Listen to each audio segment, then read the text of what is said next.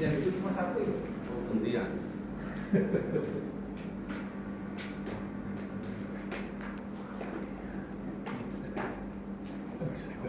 Assalamualaikum warahmatullahi wabarakatuh.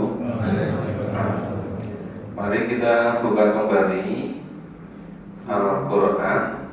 Kita mulai surat ke-53, surat An-Najm. Surat ke-53, surat An-Najm. Surat At-Tur sudah selesai kan?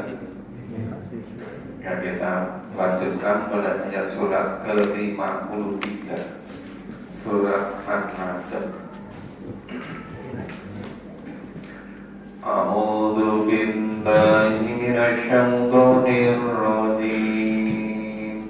A'udzu billahi minasy syaithanir rajim. Bismillahirrahmanirrahim. Bismillahirrahmanirrahim. Wan najmi idza hawa.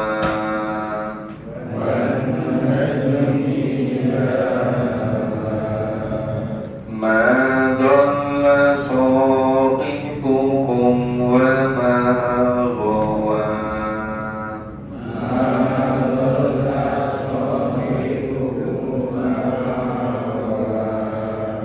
Wa ma yantiqu 'anil hawa.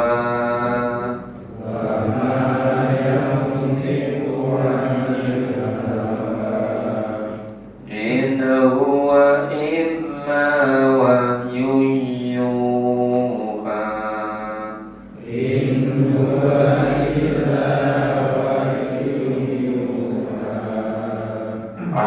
'Allamahu shadidul quwa.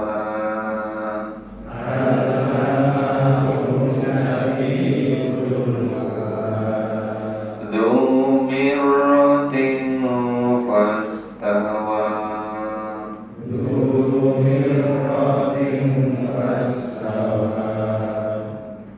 Kita pahami dulu namanya. Surat ke-53 disebut surat An-Najm. An-Najm artinya bintang. Bintang ini diambil dari kata An-Najm yang ada pada awal ayat pertama. Karena untuk bersumpah maka diawali dengan huruf wawu dan akhirnya dibaca kasroh. Wan najmi, yang asalnya an-najmu, bintang. Kalau untuk bersumpah maka dibaca kasroh, wan najmi, dan demi bintang. Idza hawa, ketika terbenam. Bintang ketika terbenam itu sebetulnya karena sinar mataharinya itu kalah dekat sehingga tertutup oleh sinar matahari. Sebetulnya bintangnya tetap bersinar, cuma jarak antara bumi kita dengan bintang itu lebih jauh, maka kalah terang dengan sinar matahari. Karena nggak kelihatan maka dikatakan terbenam. Demi bintang apabila terbenam. Ma dhalla sahibukum wa ma ghawa. Kawanmu, sahibmu, namanya sahibukum, itu karena sudah sangat akrab. Karena sudah sangat akrab maka disebut sahib. Sahibukum, kawanmu. Yang disebut kawanmu di sini adalah Nabi Muhammad. Sahibmu, kawanmu itu tidak sesat, dan tidak pula keliru. Ma itu tidak, dola sesat, wa ma dan tidak gowa keliru. Jadi sohibmu, teman akrabmu yang bernama Nabi Muhammad itu tidak sesat dan tidak keliru. Wa ma yang tiku anil hawa, dan tidaklah yang diucapkan dari kata natoko yang tiku, yang diucapkan, dan tiadalah yang diucapkan itu, yang diucapkan Nabi itu wahyu dari Allah. Nabi menyampaikan wahyu, maka yang diucapkan Nabi itu ya anil hawa, bukanlah menurut kemauan hawa nafsunya. Apa yang dikatakan Nabi, apa yang diucapkan Nabi, yaitu Al-Quran, itu bukan menurut hawa nafsunya. In huwa illa wahyu yuha. Ucapan Nabi itu tiada lain hanyalah wahyu yang diwahyukannya, wahyu yang diterima oleh Nabi. Wahyu yang diterima oleh Nabi disampaikan kepada orang-orang. Ini salah satu yang paling sulit diimani oleh orang-orang, mempercayai kebenaran wahyu. Itu sama sulitnya mengimani kenabian. Orang yang tidak percaya bahwa Muhammad sebagai Nabi, sebagai Rasul, itu dengan sendirinya juga tidak meyakini kebenaran Al-Quran. Nah, biasanya orang yang tidak meyakini kebenaran Al-Quran juga tidak meyakini kenabian. Nah, orang yang tidak meyakini Al-Quran itu akhirnya ya tidak mengimani keseluruhan secara sungguh-sungguh, karena semuanya dijelaskan di dalam Al-Quran. Dan iman kepada Allah itu terus-menerus disebutkan dalam wahyu. Allah Maha Pencipta, Allah Maha Kuasa, Allah Maha Pemelihara, Allah Maha Kasih Sayang, Allah Maha Mengetahui, terus disebutkan. Allah lebih dekat daripada urat leher kita, Allah bersama kita dimanapun kita berada. Itu disebutkan berkali-kali. Demikian pula iman kepada malaikat, itu banyak sekali dijelaskan di dalam Al-Quran ya. Apalagi iman terhadap kehidupan di akhirat, bagaimana itu yaumil ba'ats, dikumpulkan di mahsyar, ya namanya ada yaumul hisab, ada yaumil mizan, ada pembagian buku rapor, kemudian seperti apa keadaan di surga, di neraka, itu dijelaskan berulang-ulang terus di dalam Al-Quran.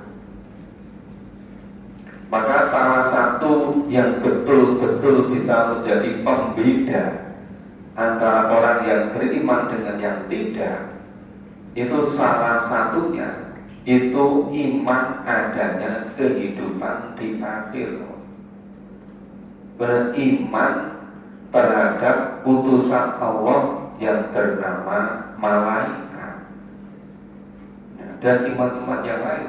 Kalau orang itu tidak percaya kepada kebenaran Nabi, tidak percaya kepada kebenaran Al-Quran, tidak percaya kepada isi Al-Quran, padahal seluruh rukun iman itu dijelaskan di dalam Al-Quran. Nah, karena tidak yakin terhadap kebenaran Al-Quran, akhirnya orang berbuat itu hanya karena duniawi ini. Termasuk namanya jujur, namanya misalnya tidak menipu atau menipu. Itu kalau tidak percaya terhadap adanya kehidupan di akhirat, ya biasanya cuma karena orang mau menipu. Kalau orang lain juga menipu nggak apa-apa, kan sudah bersama-sama menipu gitu kan. Terus sudah menjadi kebanyakan orang, alias wis umum. Nah, kalau sudah merasa umum, seakan-akan ya sudah biasa gitu kan. Nah, itu kalau iman terhadap adanya kehidupan di akhirat, itu bukan hanya persoalan yang melakukan perbuatan tidak jujur itu banyak atau sedikit, yang mengerjakan keseluruhan orang atau sendiri sama saja. Toh semuanya harus mempertanggungjawabkan sendiri-sendiri besok di akhirat gitu. Makanya kalau sering kita dengarkan itu dari intisari dari hadis, itu kalau orang sudah tidak punya rasa malu, orang bisa berbuat apa saja. Tapi kalau kita mendalim Al-Quran, itu juga ada intisarinya. Orang kalau sudah tidak percaya, tidak beriman adanya kehidupan di akhirat, itu orang bisa berbuat apa saja. Kenapa? Nggak takut neraka, nggak takut dosa, karena memang tidak percaya. Nah, jadi ini ayat dari ayat 1, 2, 3, 4 terusnya ini termasuk hal yang sangat sulit diimani, yaitu kebenaran wahyu. Maka tadi wama yang tiku nganil hawa, dan tidaklah yang diucapkan Nabi, yaitu Al-Quran, itu menurut kemauan hawa nafsunya sendiri. In huwa illa wahyu yuha, ucapannya itu tiada lain hanyalah wahyu yang diwahyukan kepada Nabi. Jadi wahyu yang diterima Nabi disampaikan kepada orang. Jadi tugas Nabi itu menyampaikan wahyu, maka disebut Nabi. Nabi itu dari kata naba. Naba itu artinya mengabarkan, memberitakan, menyampaikan. Itu arti dari kata Nabi. Kalau Rasul itu artinya utusan, ya, utusan. Bisa juga artinya menyampaikan. Itu Allamahu sadidul quwa, ya, yang diajarkan kepada Nabi oleh malaikat itu sangat kuat. Sadidul quwa, sadid itu sangat, kuwa itu kuat. Jadi banyak bahasa Indonesia yang itu pengambilan dari bahasa Arab. Termasuk kata kuat itu ternyata dari bahasa Arab. Kata wahyu juga dari bahasa Arab. Karena sudah lama digunakan di Indonesia, maka sudah menjadi bahasa Indonesia. Jadi allamahu, yang diajarkan malaikat kepada Nabi atau yang diwahyukan malaikat kepada Nabi, sadidul quwa, sangat kuat. Du mirrotin fastawa. Du itu artinya yang memiliki. Mirrotin itu akal pikiran yang cerdas. Fastawa itu di tempatnya atau nampak di istimewa itu aslinya semua itu tinggi, tapi bisa dipahami itu wujud atau rupa aslinya. Itu mirotin pastawa, yang mempunyai akal yang cerdas dan yang menampakkan diri dengan wajah aslinya. Jadi malaikat Jibril itu sering menampakkan wajah aslinya, sering juga hanya muncul suara. Itu ketika menyampaikan wahyu kepada Nabi. Kita lanjutkan baca berikutnya. A'udzu billahi minasy syaithanir rajim. A'udzu billahi minasy syaithanir rajim. Wa huwa fil ufuqil a'la.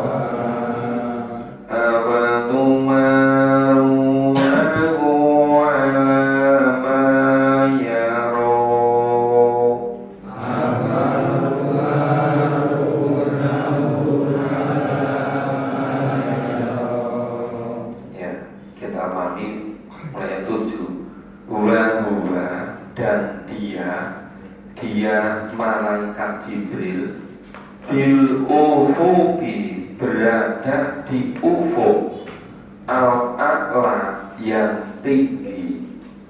Malaikat Jibril berada di ufuk yang tinggi. Tsumma dana fata bala, kemudian malaikat Jibril mendekat, semakin bertambah dekat. Ya, malaikat Jibril mendekat lalu bertambah dekat lagi. Jadi semakin mendekat. Fakana qaba qausaini au adna, maka jadilah malaikat Jibril dekat dengan Nabi Muhammad yang jaraknya kira-kira 2 ujung busur, ya qausaini au adna, atau lebih dekat lagi. Kalau busur itu kira-kira berapa panjangnya? 1 jempol ya. Nah itu kira-kira 2, jaraknya itu antara malaikat Jibril dengan Nabi itu 2 ujung busur panah, atau lebih dekat lagi. Nah, berarti dekat sekali ya. Fa'auha ila abdihi ma'auha, kemudian malaikat Jibril menyampaikan wahyu kepada hambanya, yaitu kepada Nabi Muhammad. Ma'auha, apa yang telah diwahyukan oleh Allah. Jadi malaikat Jibril itu diutus oleh Allah untuk menyampaikan wahyu kepada Nabi. maka dabal fuadu maro'a, hatinya tidak mendustakan apa yang telah dilihatnya.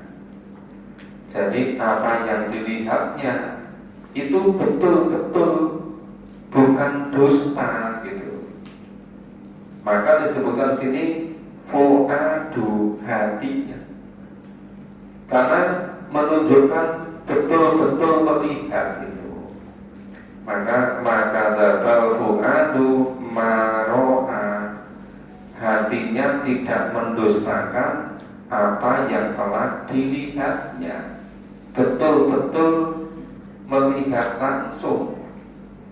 Apa tumarunahu ala ma yaro, maka apakah kamu di sini ini bisa orang-orang musyrik di Mekah, orang-orang kafir di Mekah, ya orang-orang yang ketika awal-awal Nabi menerima wahyu, maka apatumarunahu ala mayaro, maka apakah kamu hai orang-orang musyrik, orang-orang kafir, hendak membantahnya tentang apa yang telah dilihatnya? Nah, itu kejadiannya, peristiwanya ketika Nabi menerima wahyu itu digambarkan seperti itu. Itu dijelaskan sangat jelas.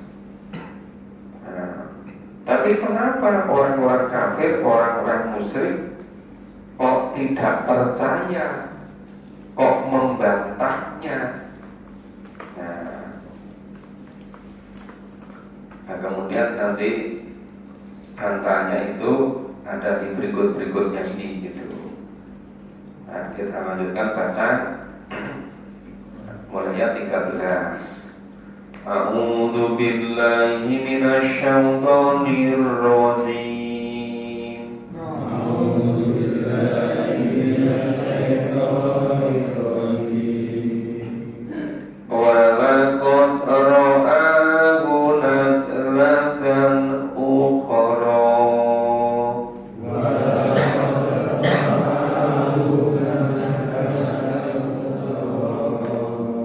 Inda sidratil muntaha.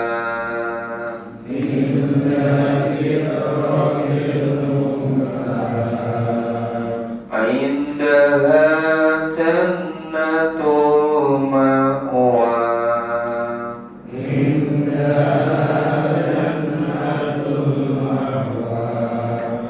Idh yalsas sidrata ma yalsa.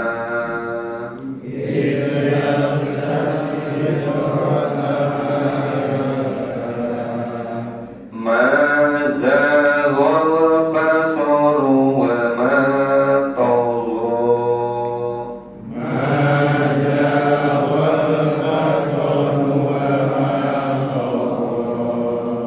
Laqad ra'a min ayati rabbihil kubra.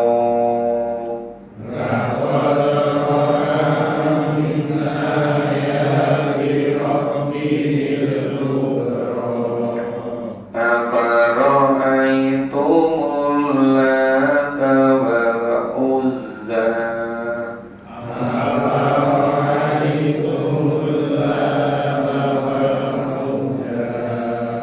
Wa manatat tsalitsal ukhra.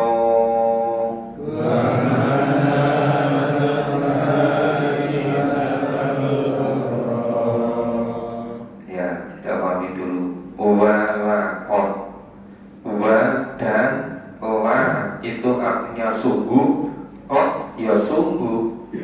Jadi itu menekankan artinya sungguh-sungguh, betul-betul, dan betul-betul Nabi Muhammad ro'ahu, telah melihat Jibril. Hu-nya itu kembali kepada malaikat Jibril. Dan Nabi Muhammad benar-benar telah melihat malaikat Jibril nazlatan ukhra. Ya, malaikat Jibril wajah aslinya pada waktu yang lain. Ya, nazlatan ukhra, pada waktu yang lain. Inda sidratil muntaha, yaitu ketika di sidratil muntaha. Mungkin Nabi Muhammad ketemu malaikat Jibril ketika pas Isra Mi'raj, ketemu di sidratil muntaha. Indaha jannatul ma'wa, di dekatnya ada surga tempat tinggal. Di Sidratul Muntaha itu dekat dengan surga. Ya, kalau seperti ini kita hanya bisa mengimani karena hal yang gaib. Kita harus iman, harus percaya gitu.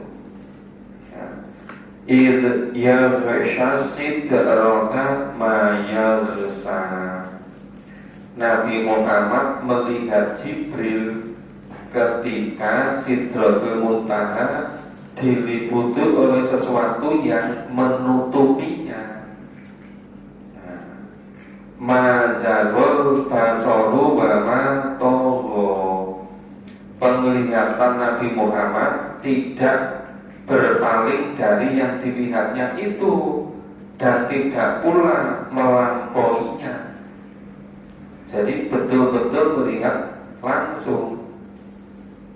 Laqad ra'a min ayati rabbihil kubra. Sesungguhnya dia telah melihat sebagian tanda-tanda kekuasaan Tuhan yang paling besar, kubra. Jadi Nabi Muhammad betul-betul telah melihat sebagian dari tanda-tanda kekuasaan Allah yang paling besar, yaitu tadi ada Sidratil Muntaha, ada di dekatnya ada surga. Nah, ini sangat jelas kan bagaimana Allah menjelaskan tentang ketika Nabi menerima wahyu, seperti apa situasi kondisinya, jaraknya, dan bagaimana Nabi melihat langsung malaikat Jibril itu. Tapi anehnya orang-orang musyrik Mekah itu hal ini, afara'aitumul Lata wal Uzza, maka apakah patut kamu orang-orang musyrik Mekah tadi menganggap itu Al-Lata dan Uzza. Al-Lata, Uzza itu nama berhala, nama patung yang ada di Mekah dan sekitarnya yang disembah. Wa manatan ukhra, dan patung yang bernama Manat yang ketiga. Jadi yang pertama tadi Al-Lata, yang kedua Al-Uzza, yang ketiga Manat. Yang paling terkemudian sebagai dianggap itu ketiga-tiganya dipercayai oleh orang-orang musyrik itu sebagai anak Tuhan, anak Tuhan yang perempuan itu. Nah, jadi orang-orang musyrik itu menganggap patung atau berhala yang bernama Al-Lata, Al-Uzza, dan Manat itu sebagai anak perempuan Tuhan. Nah, gak karuan kan ini. Nah, sesuatu yang sangat jelas dari wahyu, tapi bisa jadi begini kepercayaan orang-orang musyrik. Makanya zaman sekarang ini itu betul-betul sangat sulit bisa memurnikan keimanan kita, bisa memurnikan akidah kita. Wong sesuatu yang sudah cetha wilo-wilo. Cetha wilo-wilo itu apa? Sangat jelas, wis gamblang. Itu aja oleh orang kafir, malah oleh orang-orang musyrik, itu malah dianggap Lata, Uzza, dan Manat sebagai putri Tuhan atau putri Allah. Nah, kita baca berikutnya. A'udzu billahi minasyaitonir rajim. A'udzu billahi minasyaitonir rajim. Alakumuz dzakaru wa lahul untha. Alakumuz dzakaru wa lahul untha. Tilka idzan qismatun dhiza.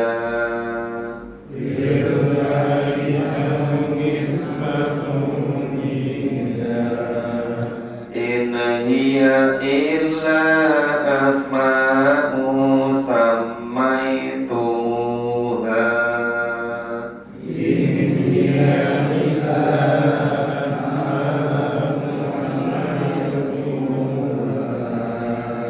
antum wa aba'ukum ma anzalallahu biha.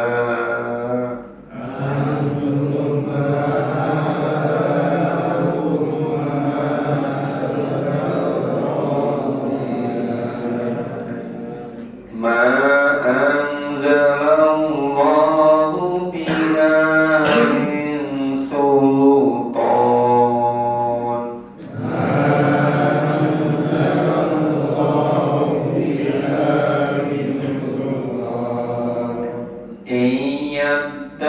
Iyattabi'una illa dhanna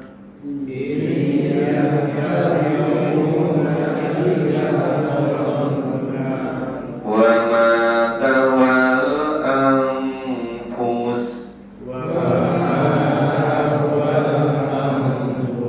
wa laqad ja'akum min rabbihimul huda.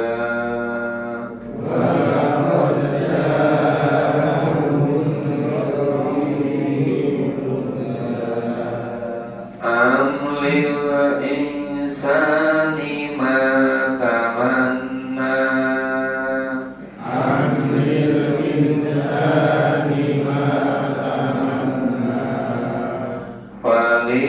Falillahil akhiratu wal ula.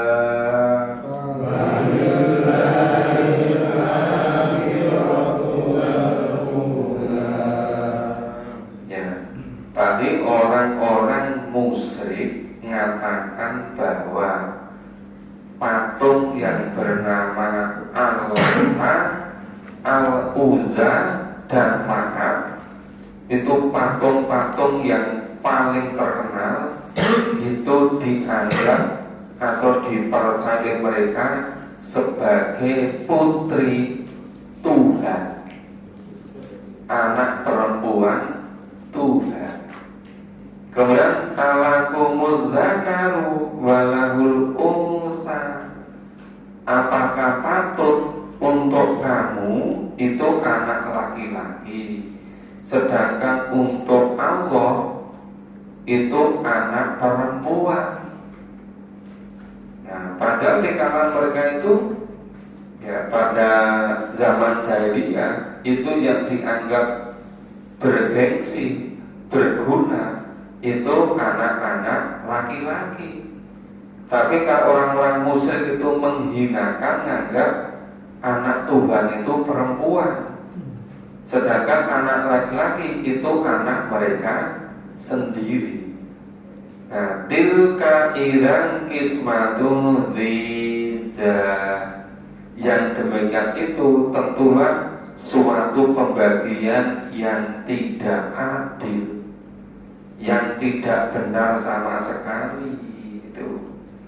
Itu tidak lain hanyalah nama-nama yang kamu dan bapak-bapak kamu mengada-adakannya. Itu hanya buat-buatan orang-orang musyrik, bapak-bapak orang musyrik, dan dari nenek moyang orang-orang musyrik. Allah tidak menurunkan sesuatu keterangan pun untuk menyembahnya. Jadi sama sekali tidak ada wahyu dari Allah yang nyuruh nyembah Al-Lata, Al-Uzza, dan Manat. Sama sekali tidak ada. Tapi kenapa orang-orang musyrik tadi sampai nyembah patung Al-Lata, Al-Uzza, dan Manat? Mereka tidak lain hanyalah mengikuti sangkaan-sangkaan. Jadi hanya perkiraan-perkiraan, hanya persangkaan mereka belaka, nggak ada dasarnya sama sekali. Dan apa yang diingini oleh hawa nafsu mereka, jadi nyembah Al-Lata, Al-Uzza, dan Manat itu tidak ada dasarnya, tidak ada tuntunannya. Itu hanya persangkaan mereka, hanya dugaan mereka, hanya dari nenek moyangnya, atau hanya keinginan hawa nafsu mereka. Dan sesungguhnya telah datang petunjuk kepada mereka dari Tuhan mereka. Sudah ada petunjuk, sudah ada wahyu yang benar, tetapi tidak mau meyakini, tetap nyembah Al-Lata, Al-Uzza, dan Manat. Am lil insani ma tamanna, atau apakah manusia akan mendapat segala yang dicita-citakannya, yang diangan-angankannya. Nah, manusia apa akan mendapatkan yang diangan-angankan, dicita-citakannya? Falillahil akhiratu wal ula. Nah, tidaklah demikian. Maka hanya milik Allah kehidupan di akhirat dan kehidupan di dunia. Artinya kebenaran itu hanya yang ada pada yang diwahyukan oleh Allah kepada Nabi. Jadi yang perkiraan, sangkaan, ya hanya merupakan hawa nafsu mereka, itu sama sekali tidak ada betulnya gitu.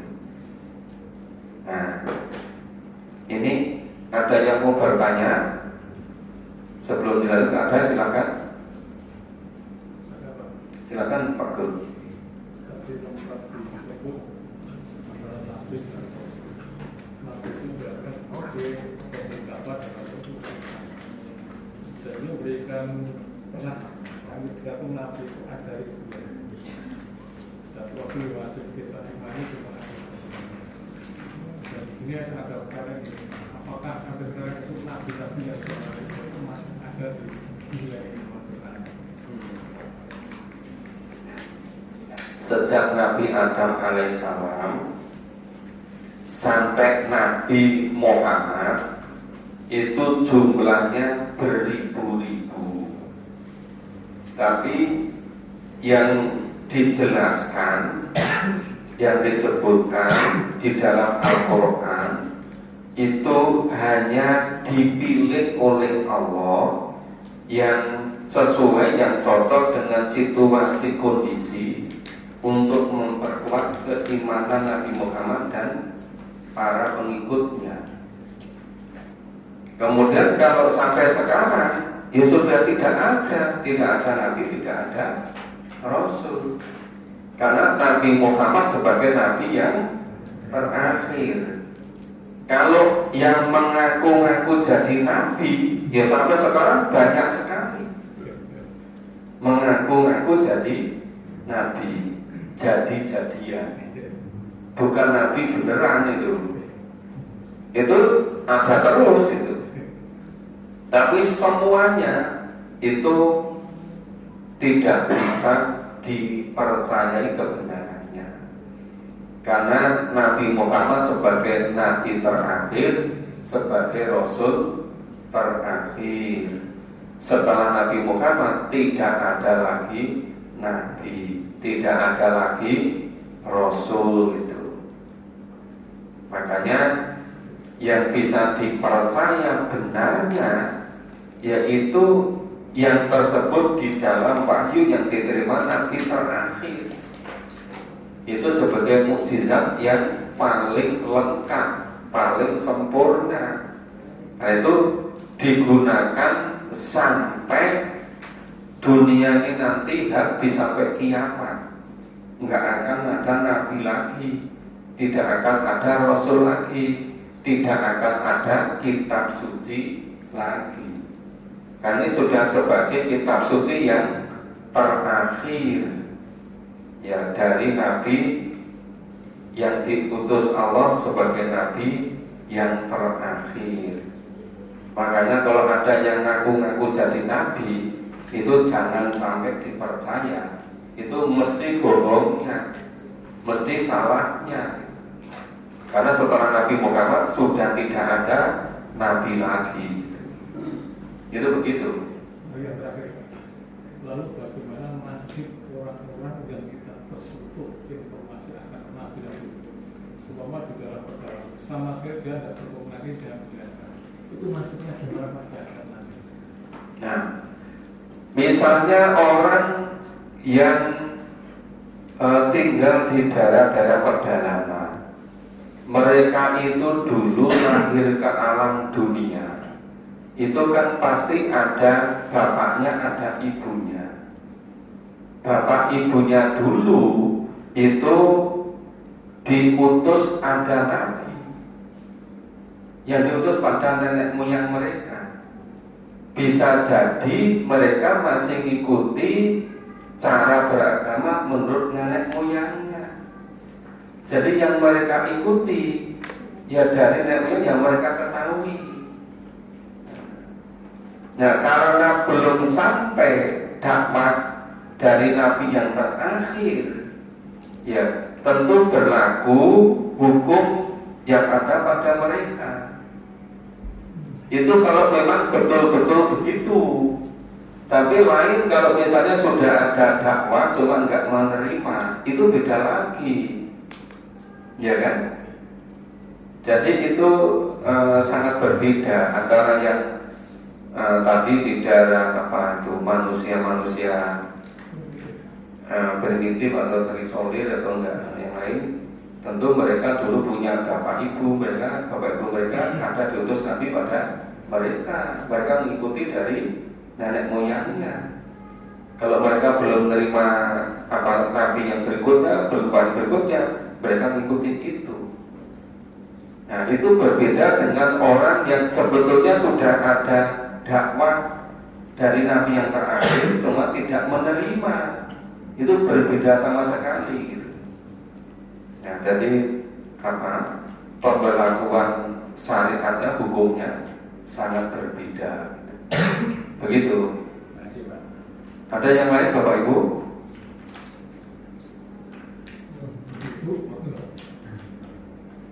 Masih bisa lanjut atau sudah? Masih bisa lanjut. Ada beberapa ayat lagi. Ya. Ini ya surat Makkiyah itu memang isinya tentang keimanan seperti ini. Memang harus pelan-pelan karena apa? Padat sekali. Ya, harus cermat itu. Ya. A'udzu billahi minasyaitonir rajim. A'udzu billahi minasyaitonir rajim. Wa kam min malaki fis samawati la tughni syafa'a.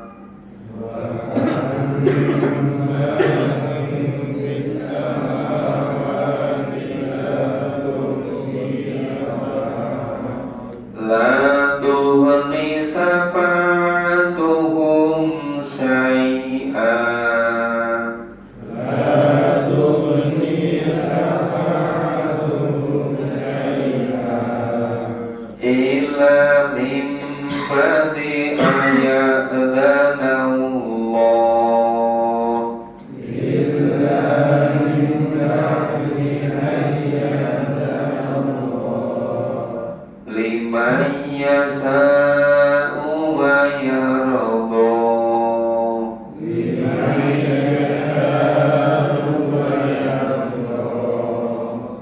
Innal ladzina la yu'minuna bil akhirah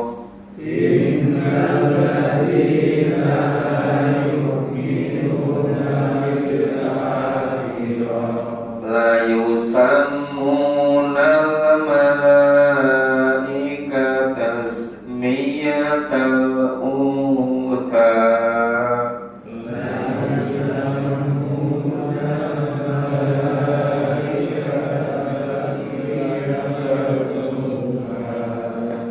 Wa ma lahum bihi min ilm.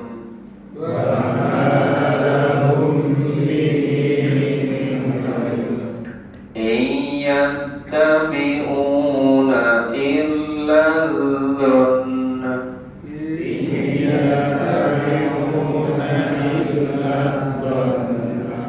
wa inna dhanna la yughni minal haqqi syai'an.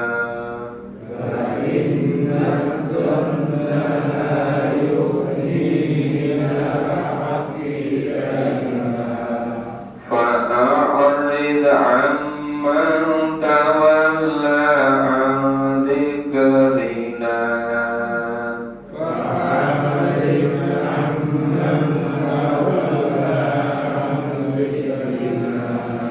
ولم يرد إلا الحياة الدنيا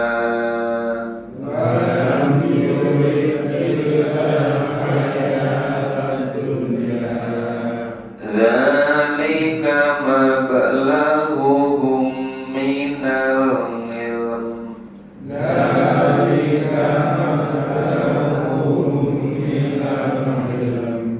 إن ربك هو أعلم بمن ضل عن سبيله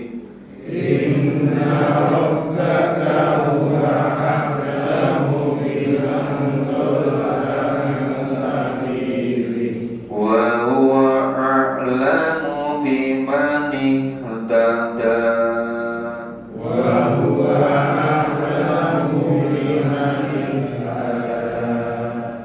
Ya, kita pahami bahkan mimala kiri samawa, dan berapa banyaknya malaikat-malaikat yang ada di langit, ya bisa mawar la tuhni safa'atuhum syai'an. Syafaat mereka sedikit pun tidak berguna illa min ba'di ayat dan Allah, kecuali sesudah Allah mengizinkannya. Lima yasha'u wa yardo, bagi orang-orang yang dikehendaki dan yang diridhoinya. Jadi tidak akan pernah ada syafaat kecuali yang sudah dapat izin dan diridhoi dari Allah. Lah yang dapat izin diridhoi itu siapa? Ya orang-orang yang mengikuti tuntunan Allah. Jadi orang-orang yang tidak mengikuti tuntunan Allah kok menanti-nanti syafaat, ya tuas menanti. Jadi syafaat itu hanya untuk orang-orang yang mendapatkan izin dan ridho dari Allah. Nah, jadi misalnya imannya sudah benar, amal solehnya sudah benar, mungkin tinggal kurang sedikit-sedikit untuk menggenapi. Lah di situ itu ada namanya syafaat. Dan itu pun Nabi mohon dulu, izin dulu, nyampaikan pada malaikat. Malaikat nyampaikan pada Allah.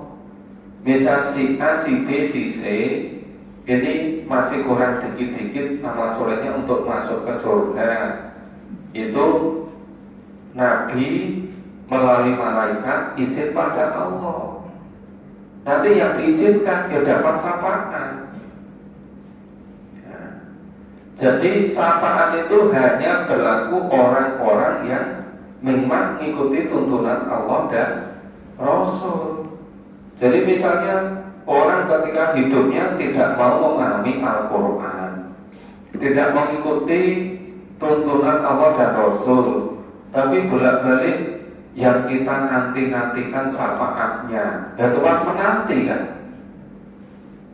enggak sesuai dengan tuntunan Allah dan Rasul. Makanya kalau kita menanti-nanti syafaat, mari kita pahami tuntunan Allah dan Rasul, sehingga nanti kalau kurang-kurang sedikit itu bisa digenapi dapat syafaat dari Allah melalui malaikat yang memohonkan izin itu Nabi.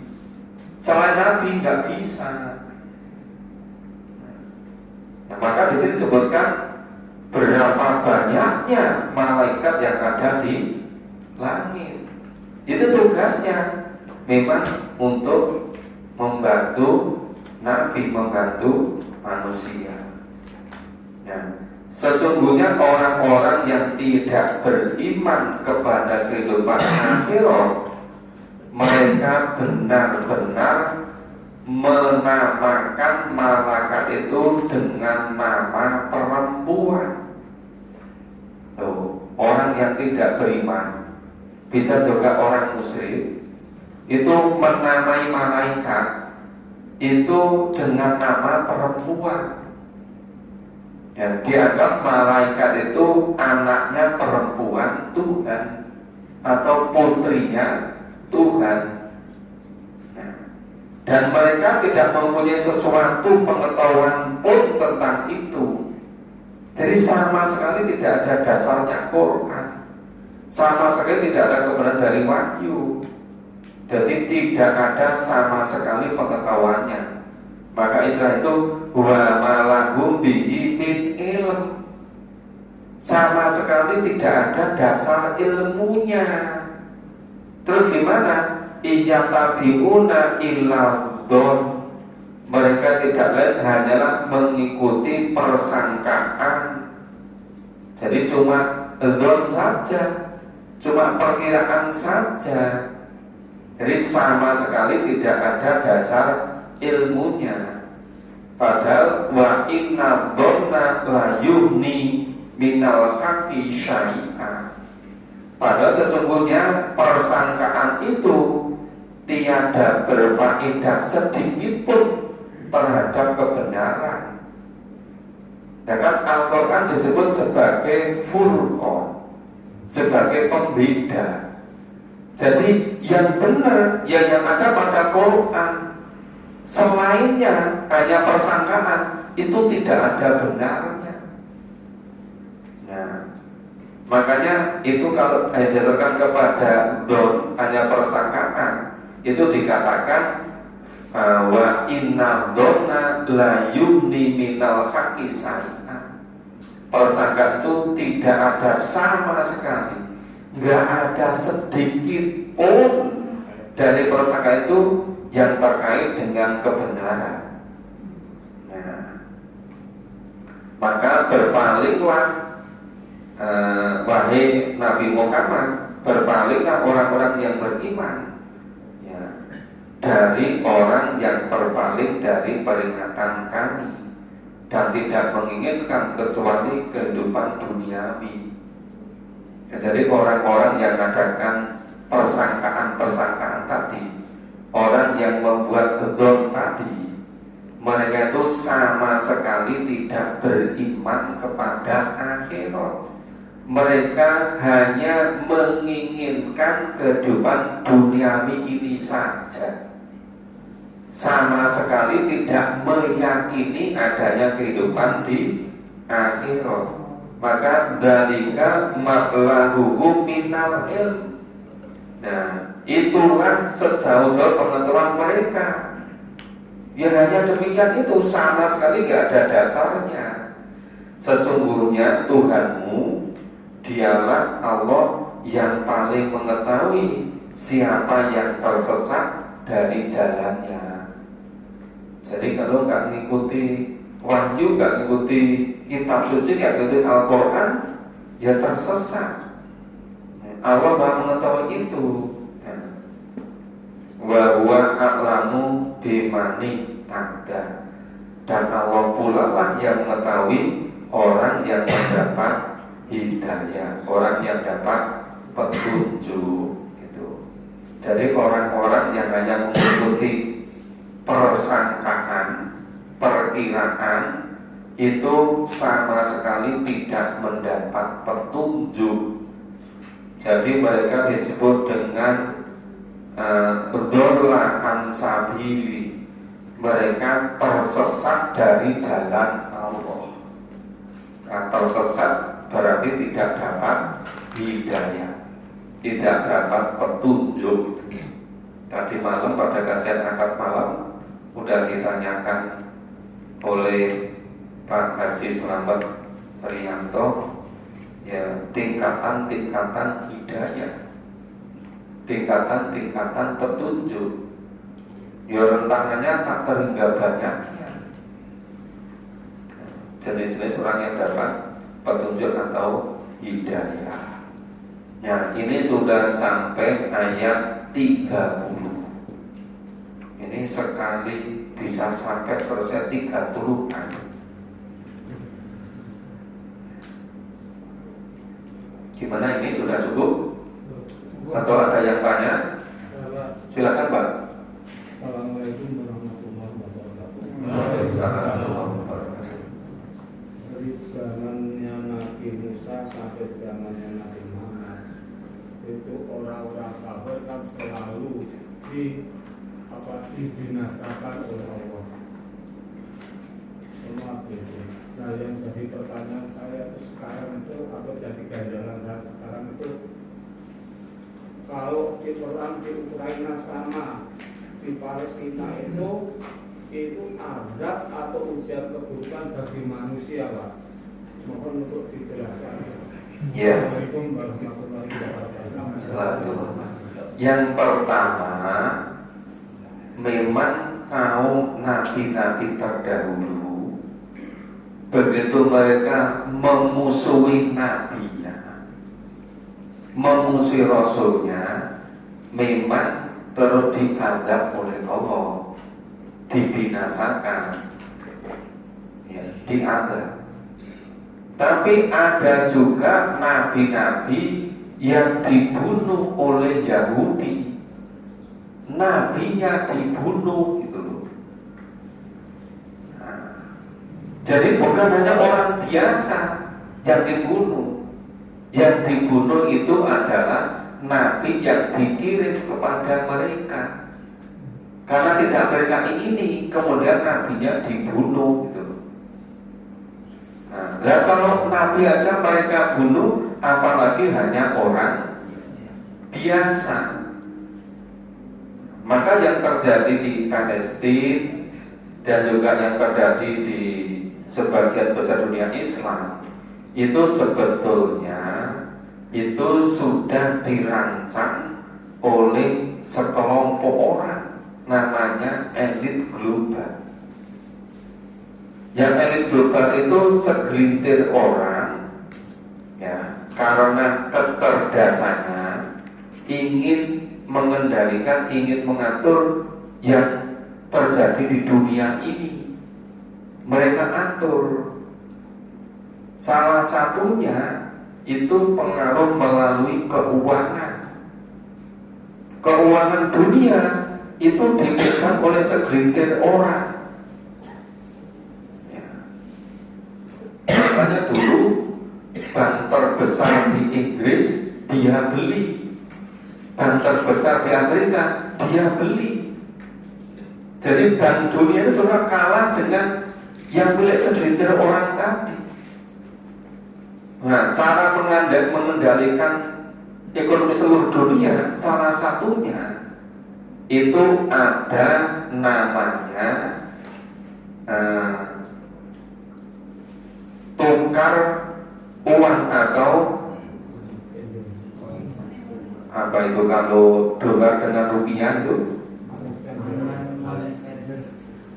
Jadi ini kalau dulu misalnya 1 dolar itu sama dengan 300 rupiah. Nilai tukarnya kursnya itu 1 dolar 300 rupiah. Berarti misalnya punya uang 300 rupiah untuk membeli atau membayar utang, itu kekuatannya sama dengan 1 dolar.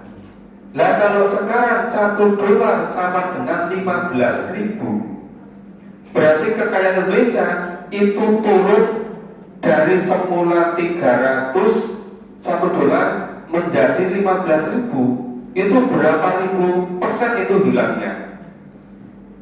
Itu hilangnya kekayaan Indonesia. Itu salah satu contohnya. Ya. Makanya selama masih pakai apa itu aturan seperti itu, ya selalu dibikin miskin. Termasuk juga mereka punya keinginan kalau penduduk di dunia ini sudah dianggap terlalu padat, mereka merancang kiranya perlu dikurangi sepertiganya penduduk dunia itu. Mereka buat cara untuk mengurangi orang yang hidup di dunia ini biar tidak terlalu ramai gitu. Karena mereka ingin gegap dunia itu. Nah, itu namanya konspirasi global. Nah, sebenarnya yang bisa mengimbangi salah itu hanya orang yang betul-betul berpegang teguh pada firman Allah, pada Quran. Cuma sekarang itu ngajak-ngajak orang memahami Quran itu nggak mudah tuh. Iya kan? Karena kalau zaman Nabi Rasul-Rasul itu sama 800 tahun berikutnya, karena berpegang teguh pada wahyu, itu mereka tidak pernah sama Nabi Muhammad sampai 800 tahun berikutnya. Tapi begitu orang Islam ini sudah meninggalkan Al-Quran, jadi lemah, jadi mudah dikuasai oleh mereka. Sehingga sampai kapanpun kalau orang Islam ini tidak betul-betul mengikuti Al-Quran, ya akan berkepanjangan Pak, terus sampai kapanpun itu. Karena yang bisa merubah orang itu akidahnya, kepercayaan keimanannya. Nah, yang bisa membuat keimanan itu wahyu, itu Al-Quran. Nah, selama orang tidak mau memahami Al-Quran dengan sungguh-sungguh, selamanya nggak akan pernah kuat imannya gitu. Kalau imannya nggak kuat, itu semuanya jadi lemah Pak. Jadi dikit-dikit loyo, dikit-dikit males, dikit-dikit begitu. Itu akibat dari iman yang lemah. Iman yang lemah karena tidak memahami wahyu. Makanya sudah bertahun-tahun sampaikan, yang bisa merubah itu hanya Allah, yaitu melalui wahyu. Yang wahyu itu sekarang sudah dalam mushaf Al-Quran. Nah, itu kalau secara ringkas seperti itu Pak. Nah, itu. Makanya saya ya terus menerus ngajak-ngajak, termasuk menjelang bulan Ramadan ini, bahwa mari kita mengisi bulan Ramadan itu jangan hanya berhenti pada membaca, tapi berusaha kita pahami isinya.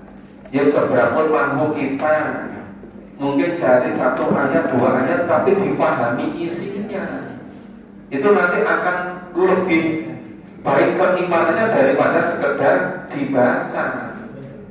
Nah sekarang adanya kan di mana-mana arisan baca kan, belum ada arisan memahami kan, belum ada arisan mengamalkan Al-Quran kan. Adanya baru di mana-mana tahfidz Quran, belum ada di mana-mana fahmil Quran. Padahal seharusnya fahmil Quran, memahami Al-Quran, baru nanti mengamalkan, membiasakan. Nah akan terbentuk orang-orang sehebat sholat dulu. orang-orang yang beriman pada zaman-zaman kejayaan umat Islam. Jadi orang ngomong di mana-mana kebangkitan itu sampai kapanpun tidak pernah ada kebangkitan orang kecuali mengikuti wahyu dari Allah. Nggak akan pernah ada. Jadi yang bisa itu ya karena wahyu Allah ini. Nah, sudah hampir jam 9, sampai di sini dulu. Insya Allah kita lanjutkan lain kesempatan. Bapak Ibu yang menyempatkan, insya Allah besok malam di Masjid Akbar Kadirojo. Semoga bermanfaat. Mohon maaf kalau ada kurang dan salahnya. Assalamualaikum warahmatullahi wabarakatuh.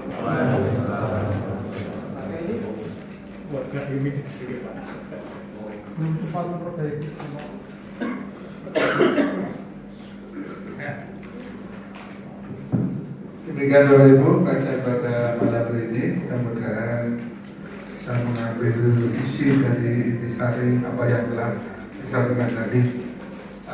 Sekedar info bahwa pengajian malam Selasa ini tinggal sebelum masuk bulan Ramadan masih sekali lagi ya.